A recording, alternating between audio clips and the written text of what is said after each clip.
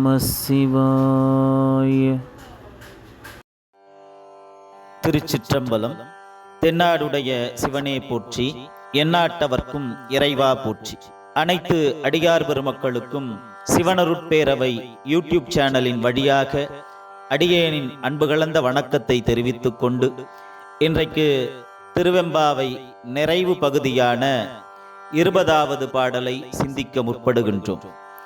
போற்றி அருளுக நின் ஆதியாம் பாதமலர், போற்றி அருளுக நின் அந்தமாம் செந்தளிர்கள், போற்றி எல்லா உயிர்க்கும் தோற்றமாம் பொற்பாதம், போற்றி எல்லா உயிர்க்கும் போகமாம் பூங்கடல்கள், போற்றி எல்லா உயிர்க்கும் ஈராம் இணையடிகள், போற்றி மால் நான்முகனும் காணாத புண்டரீகம், போற்றியாம் உய்ய ஆட்கொண்டருளும் பொன்மலர்கள், போற்றியாம் மார்கழி நீராடேலோர் எம்பாவாய் என்பது பாடலாகும்.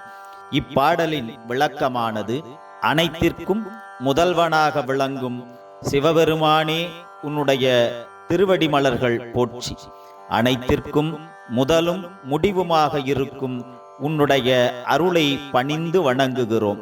அனைத்து உயிர்களுக்கும் நீக்கமர நிறைந்திருக்கும் பரம்பொருளே உன்னுடைய பொன்னான பாதங்களை வணங்குகிறோம். உலக உயிர்கள் வாழும் போதும் சரி, வாழ்க்கைக்கு பிறகும் சரி, அவர்களுக்கு தஞ்சமளித்து காக்கும் இறைவனே உன்னை வணங்குகிறோம். அனைத்து உயிர்களும் உன்னுடைய திருவடியை அடையவே தவம் போன்ற வாழ்க்கையை வாழ்ந்து கொண்டிருக்கிறார்கள்.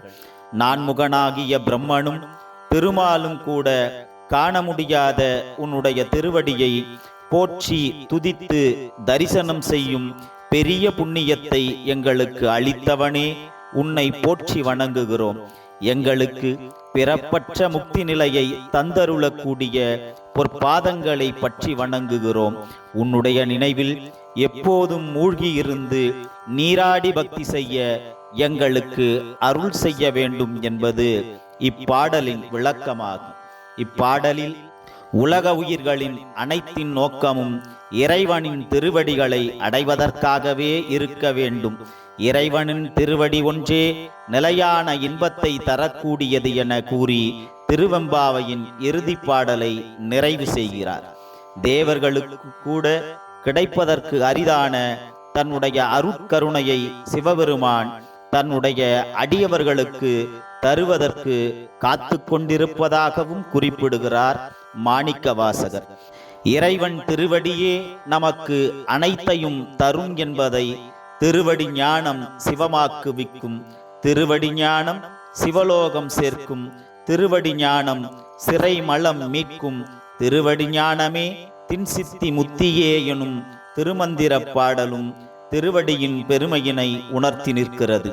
இன்றுடன் திருவெம்பாவை பகுதி நிறைவு பெற்று, நாளை முதல் இறைவன் திருவருளால் திருப்பள்ளி எழுச்சியை சிந்திப்போமாக.